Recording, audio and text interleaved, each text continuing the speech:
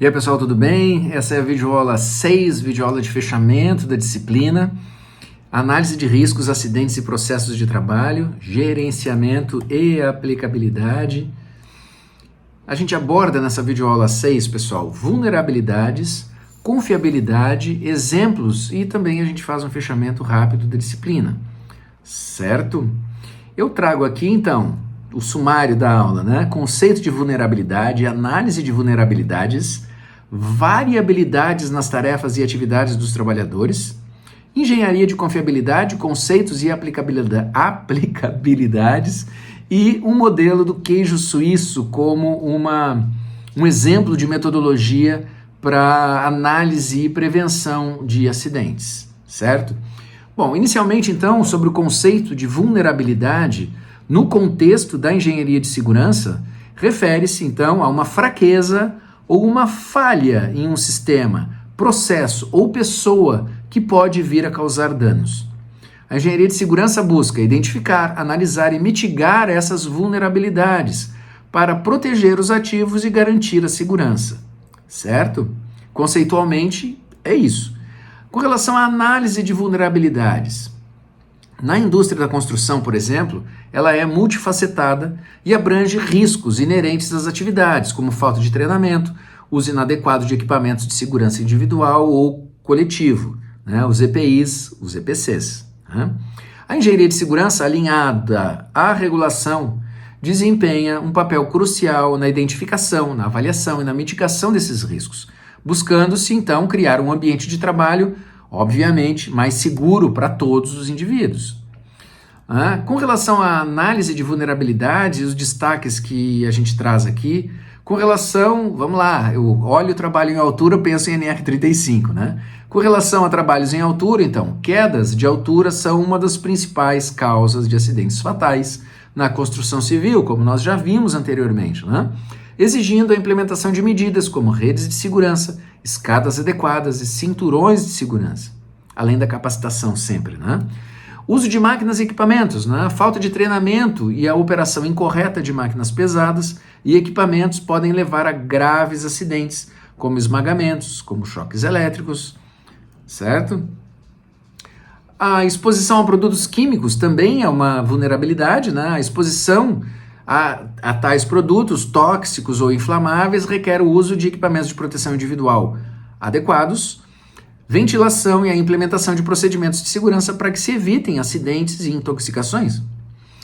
Com relação ao ambiente de trabalho, se ele for, né, um exemplo que eu dei anteriormente já, né, aquela obra bagunçada, né, a obra que não é limpa, né, falta de organização, iluminação inadequada, condições climáticas adversas também contribuem para a ocorrência de acidentes, exigindo a implementação de medidas como sinalização, organização do canteiro, a adoção de procedimentos de emergência.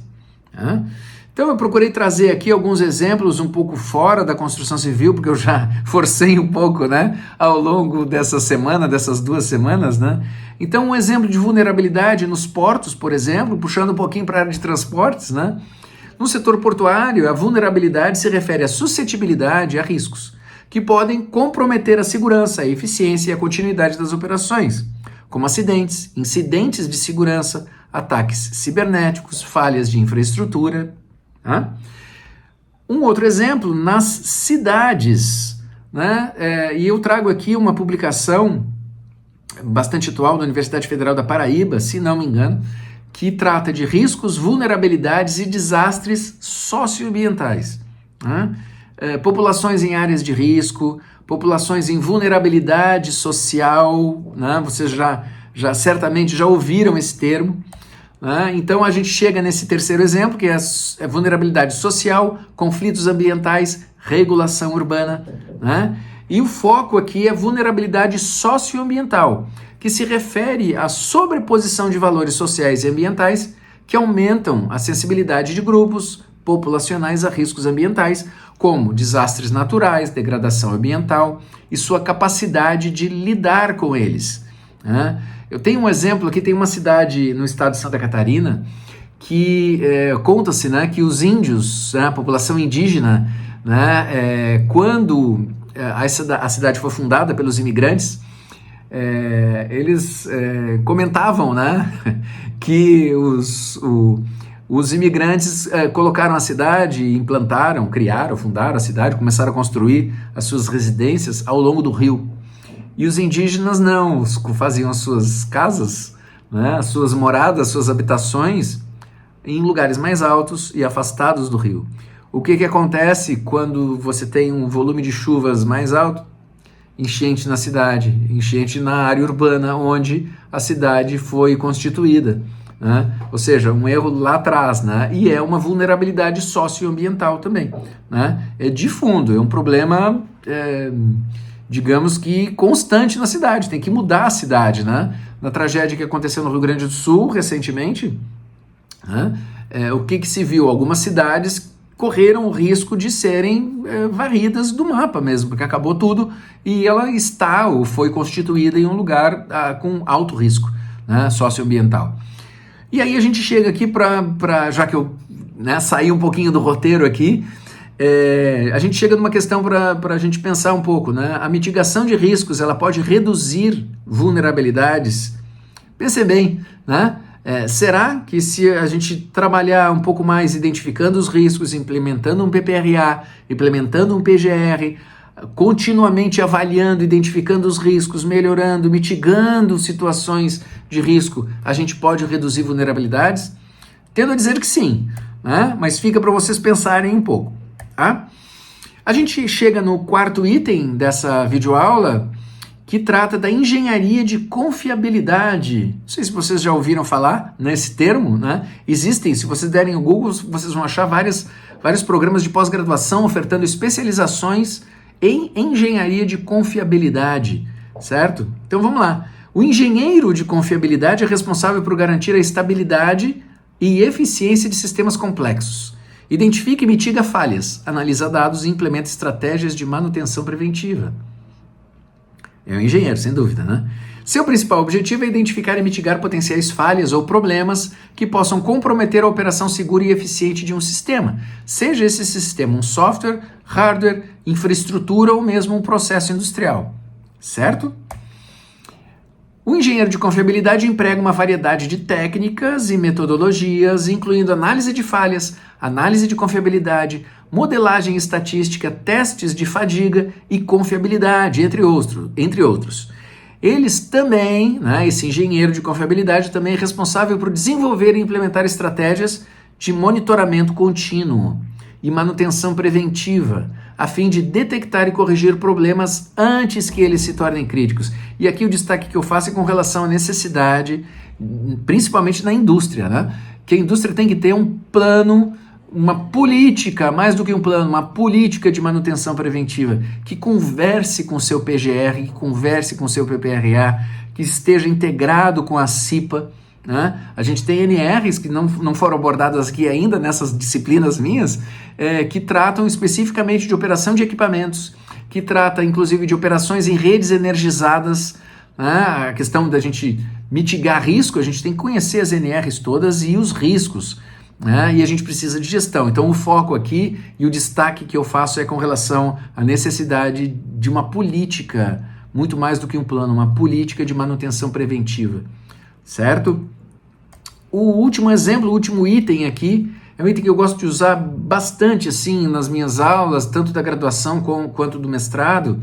Eu quero apresentar para vocês o que não é a Supply Chain Management, o Swiss Cheese Modeling, que é o modelo do queijo suíço. Ele é usado, né, e eu trago um artigo aqui, um exemplo de um artigo que trata de um descarrilamento de um trem, né, que aconteceu em uma cidade inglesa, e foram usados, os autores utilizaram o modelo do queijo suíço para identificar os riscos, as falhas que levaram ao acidente, né? É bem interessante. É um artigo acadêmico, né? E o ideal também para quem quer uma área, que interagir mais com essa área acadêmica, né? Com essa abordagem acadêmica, sugiro uma lida, né? Ele está disponível aqui em PDF para vocês lerem, tá? O modelo do queijo suíço, então, o que vocês estão vendo a figura aqui, né? Tem 5 fatias. O queijo suíço, ele tem, os buracos são grandes, né? Então, qual é a sacada, né, do modelo? Você pega o queijo, corta ele em várias fatias, embaralha as fatias e tenta passar um feixe de laser. Se ele passar, significa que nenhuma das fatias, né, ou que cada fatia que representa um nível de segurança, uma barreira para que o acidente não aconteça, mas ela tem furos. Se os furos são muito grandes, o laser vai passar, o acidente vai passar para o segundo nível. A segunda fatia também tem um buraco, o laser passa. A terceira também, assim por diante.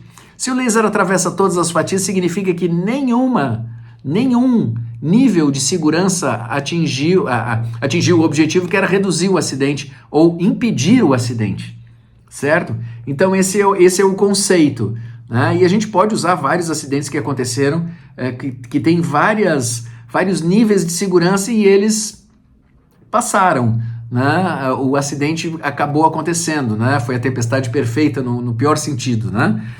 Na sequência, então, falando só mais um pouquinho sobre esse artigo, eles utilizam 3 modelos de investigação de acidentes e aplicam os 3 modelos para compará-los, aplicam nesse acidente, nesse descarrilamento do trem, que eu estou mostrando aqui, ó, eram 9 vagões, 9 vagões, né, e o que foi identificado foi uma falha na manutenção preventiva.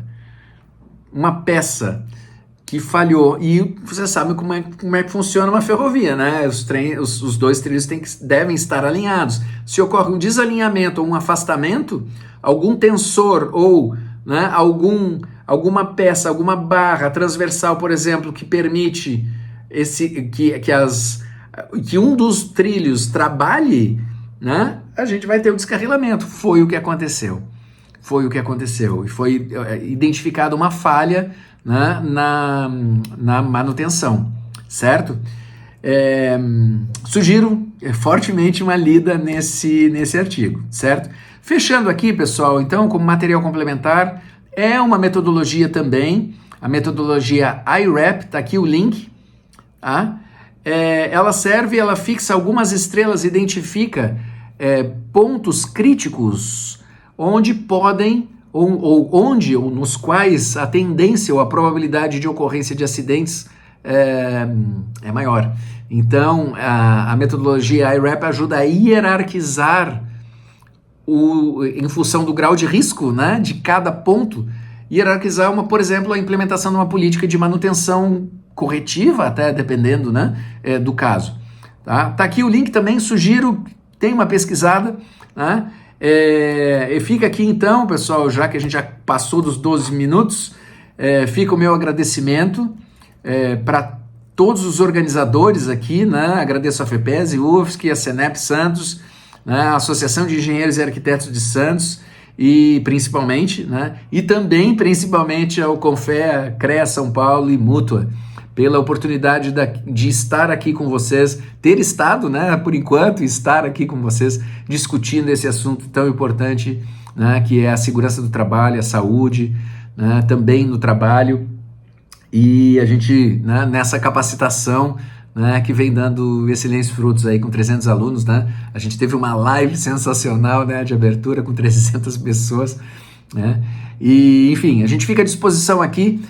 A dica é, assim, não esqueçam de escolher bem, espero que vocês já tenham escolhido o grupo, já tenham feito a opção do grupo por analisar ou o PPRA ou o PGR de uma empresa, onde preferencialmente pelo menos um componente do grupo atue nessa empresa para que tenha acesso, né? Não precisa divulgar o nome da empresa, tá? O nosso objetivo com essa atividade é que vocês tenham contato com um programa real, né, ou um PPRA ou um PGR, beleza? A gente fica à disposição aqui para conversar aqui pelo Moodle, pelo fórum, tá? E quero agradecer a todos, em especial ao Alexandre Eusébio, né, que tem sido meu parceiro aqui, né, e tem ancorado aí todas as lives, beleza? A gente se vê, pessoal, acho que comigo a gente se vê só lá na última disciplina, no finalzinho, lá na última semana, beleza? Espero que vocês tenham curtido essa disciplina, com um formato um pouquinho diferente, que dê um pouquinho mais de trabalho para vocês, né? Ou está dando um pouquinho mais de trabalho,